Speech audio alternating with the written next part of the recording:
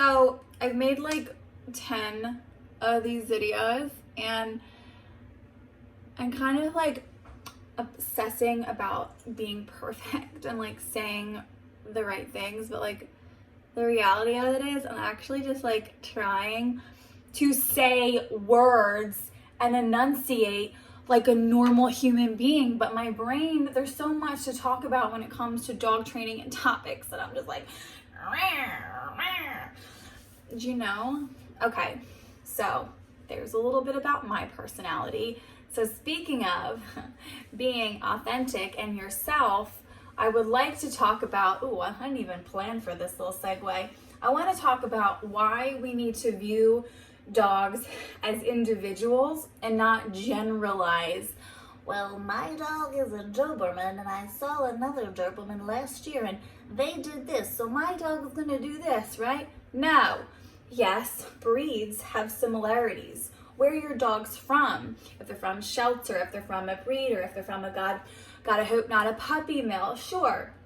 We have similarities, but it is our duty as human beings to respect that every dog is an individual.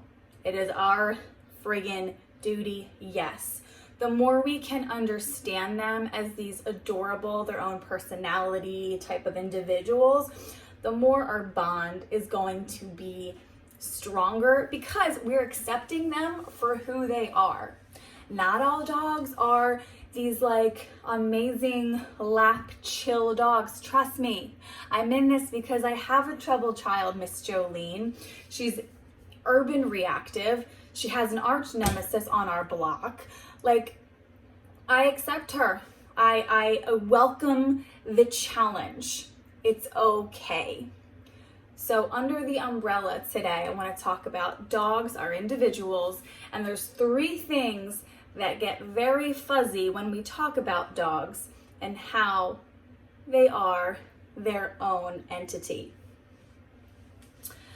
So, number 1, to take a dog into a crowded space or to not to take a dog into a crowded space. Number 2, to introduce, to bring your dog to a dog park or a daycare. Let me back up a little bit here. And number 3, greeting on leash, dog to dog. Is it ever a good idea? I don't know. Number 1, spring is here. I understand we're in quarantine.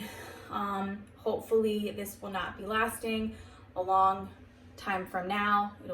Hopefully we'll get out of this, is what I'm trying to say. Good weather is coming around, right?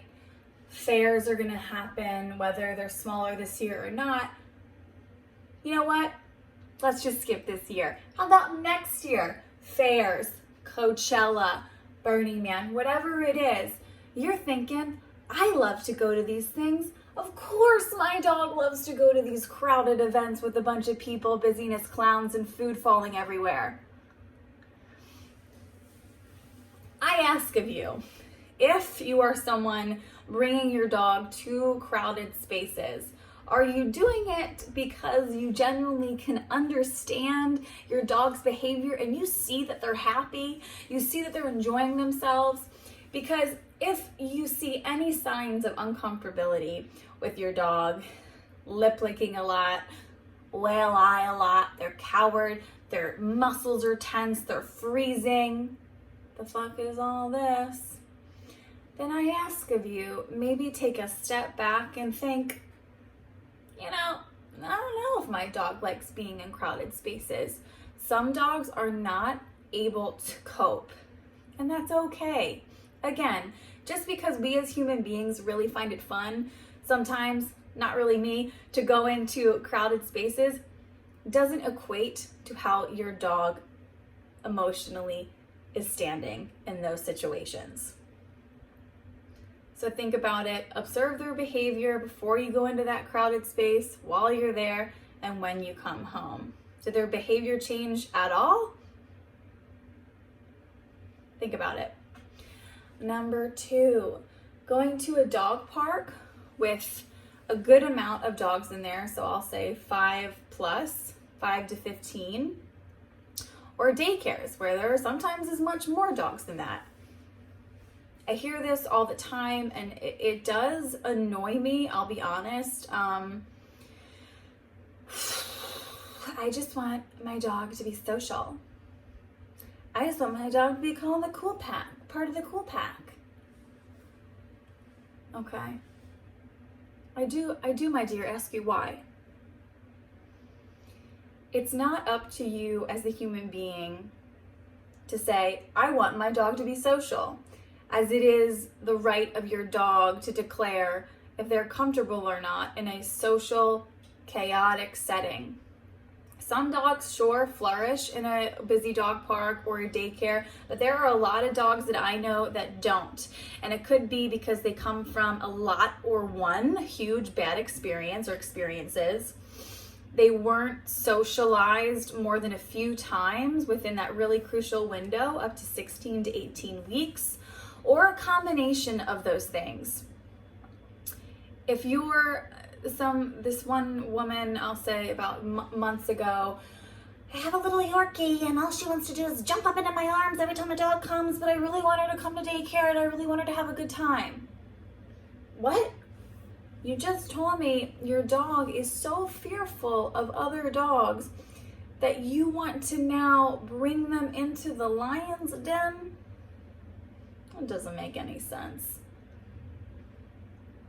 I'm not standing here in my kitchen and saying coddle your dog and hide them from growing. But if you have an adult dog who is fearful of other dogs, the last thing we ever want to do is bring them into a setting where they're going to be so overwhelmed and scared that they can't even think. Cortisol, no, honey. No. We don't want that. That is when you call a trainer and accepting the fact that your dog, that individual dog, might never be comfortable in a social setting like a daycare or a dog park. That's okay. That's all right. That's your dog. She's still going to love you and you're still going to love her. Number 3, leash greeting. I never, ever suggest greeting 2 dogs head to head on leash. Dogs want to do one of 2 things.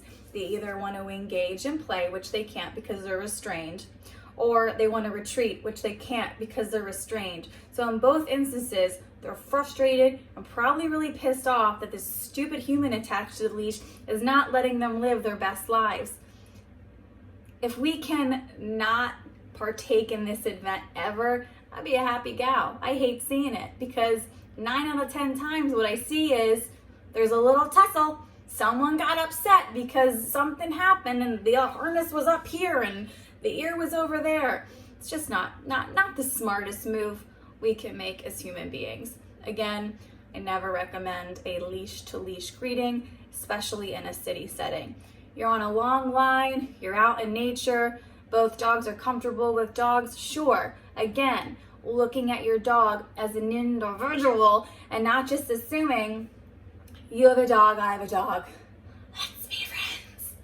It's not going to work out well for you, I'm telling you. Listen, I was naive in the beginning of having a puppy. I'm not going to lie. I'm not sitting here friggin' perfect. I'm sitting here out of a little frustration for my past self. I assumed because I had a puppy, everyone wanted to play with me. No, that's not normal. And unfortunately, we live in a society that tells you the opposite. But I'm here to tell you, as an educated dog trainer, please think about your dog as the dog that they are. And don't assume because you're friends or you've heard stories that it's going to directly put a mirror onto the dog you have at home. All right, my name is Michelle. I love you. Bye.